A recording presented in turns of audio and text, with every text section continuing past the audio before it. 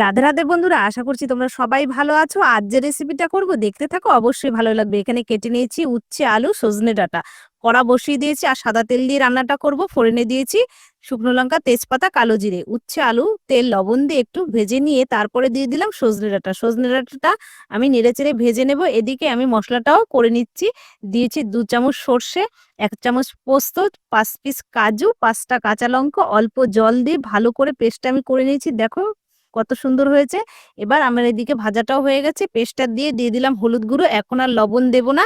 আর এবার আস্তে আস্তে কষাবো। আর সর্ষে দিয়েছি, খুব কড়া করে কিন্তু কষাবো না, একটু ঢেকে ঢেকে কষিয়ে নিয়েছি।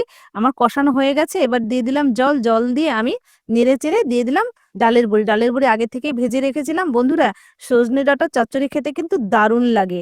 আর এই সময় সজনে ডাঁটা খাওয়া কিন্তু খুবই উপকারী শরীরের পক্ষে। আমার ঝোলটাও শুকিয়ে গেছে, একটু চিনি দিয়ে নামিয়ে নিলাম। তোমাদের কেমন লাগলো জানিও। লাইক করো, চ্যানেলটি সাবস্ক্রাইব করো।